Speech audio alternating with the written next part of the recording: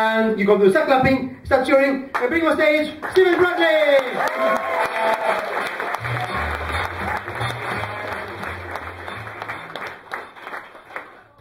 Thank you very much. Good to see you.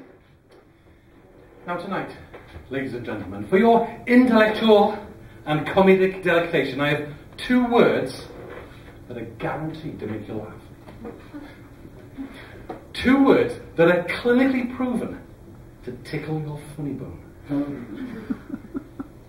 2 words that make Laurel and Hardy look like an episode of The Archers.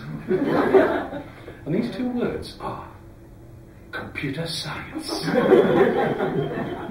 Now, before I got into this stand-up routine, I wasn't as confident that just saying computer science would make people laugh. And I well remember going into our first academic stand-up comedy sort of tutorial stroke training stroke therapy session. And we were there and we were talking about the kind of things we do and how we should try and explain our life and our work so that it sounded interesting, entertaining to normal people, or people like you. Anyway, there were lots of people there, and they were all sort of intelligent and beautiful and young, and for them, I didn't really mind so much the look of condescending pity that they gave me when I explained my 2 words of computer science. But the thing that upset me was that some of the people who had that condescending smirk, some of the people who looked down on me because I was obviously an odd, slimy geek, and they were sleek demigods. Ladies and gentlemen, the thing that upset me, that some of these people were physicists. Now, don't get me wrong, I like physics. I like physicists. Some of my best jokes are about physicists.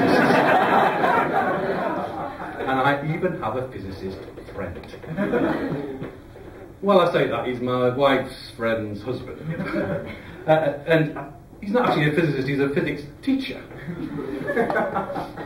Well, he used to be a physics teacher, and then he got promoted to be the deputy head. And he had to spend his time looking at the timetable.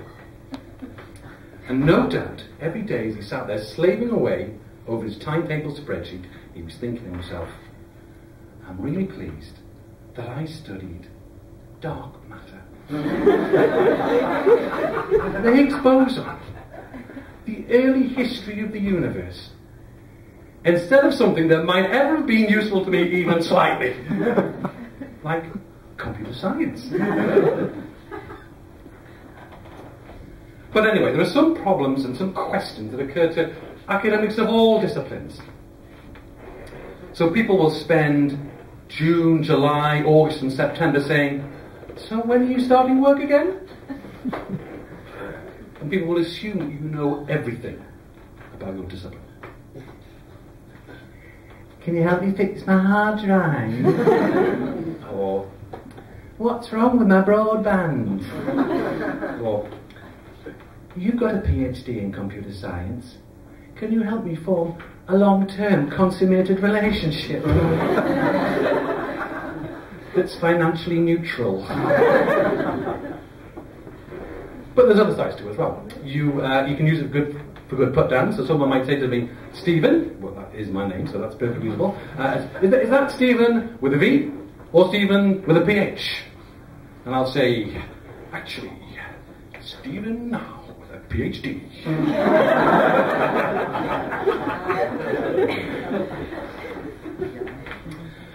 Well, the thing is that some people cling on to that title of doctor because it's really hard to get that PhD. Sometimes it's just you've got to work on through it. Everyone's advantage. My PhD supervisor was a really great guy. And he had an unusual background for a computer scientist because he wasn't called Steve or Dave. He was kind of experimentalist. He liked to find out how things worked and get to grips with it. So when my supervisor got a silicon chip controlled toaster back in the 1980s when they were cool, He wanted to find out how it worked. He wanted to look inside the toaster. So he got it. Opened the box. Unwrapped the wrappings. Removed the handles. Unscrewed the screws. Took off the side. And there was the silicon chip. Sellotaped to the inside of the case. Now that clearly was some kind of marketing gimmick that was done by the toaster manufacturer. And it's amazing what lengths companies will go to try and make their products sound cool. Have you come across the Microsoft Artificial Intelligence Twitter bot? Yeah? Yeah, this is a great story. We've heard it before. And if you haven't, it's slightly disturbing. So this Twitter bot is called Tay. The more you talk, the more Tay learns is the kind of the catchline, yeah?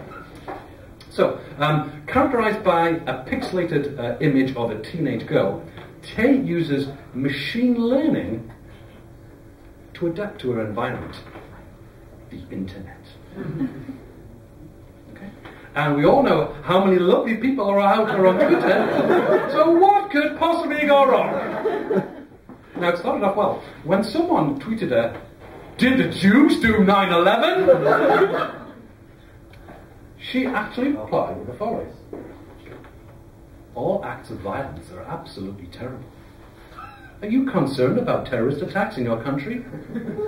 Now that was really good, because not only had she understood that 9/11 was a terrorist violent attack, but she was showing empathy, which is really difficult for a computer. But over the next few hours, it went downhill rather quickly, and she learned to troll real good. Now, when your little girl's interest in pornography is only exceeded by her misogynistic, racist, and genocidal tendencies, then you know she's been spending too much time on the web. And after a long day of learning about the internet, Tay signed off with one final tweet. "See you soon, humans. Gotta sleep now. So many lovely conversations today. Thanks."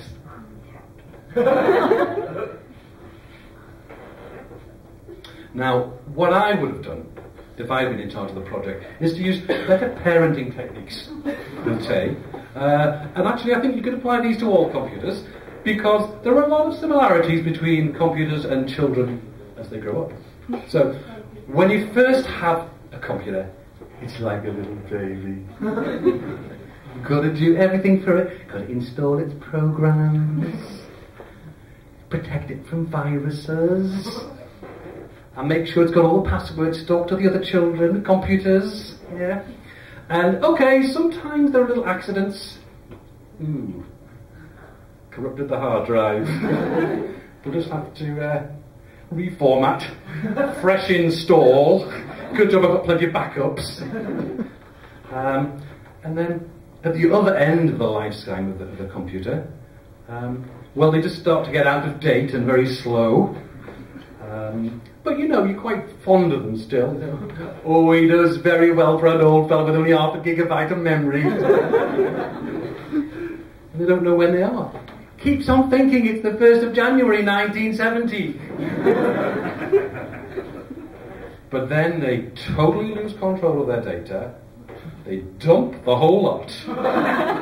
And it's time for another reformat. And I can tell you, a fresh install with this old equipment is really horrible. Especially when it's obsolete. Well, that went well. But the worst time is those teenagers, the years in the middle. Because first of all, the computer, it starts getting really late. When it gets up, it has to apply loads of updates. You try to do something, and it's trying to update. And two other funny things happens that I've just forgotten. Because in earlier times, you could be more reasonable. You could talk them through it. You could be supportive. Now, I'm going to count to 100. And what's going to happen is, by the time we've got to 100, you're going to have installed that program, right? 1, 2%, 5%, 10%, 20%, 50%, 90%, 99%, 99.9%, 99.99%. Now I just want you to move all those files into place. Oh, and you've done it. That's excellent. Well done. But later on, you become more admonishing. File not found? Have you even looked for it properly? Is it not in one of your folders? Or under your bed? Or behind the radiator? Honestly, if you put those files in the first place properly, you wouldn't have lost them, would you? But at the end, you reach the end of your tether. I've told you 1,000,000 times! Yes! I know what cookies are! Yes, I accept cookies! How can I use the fucking internet if I didn't accept cookies? But you just need to remain calm. And show a bit of empathy back to that computer. Because that computer does a lot of things for you. It connects you with your friends and keeps you happy. So, let's all say together those 2 words that will always make you smile. Computer science. Thank you very much.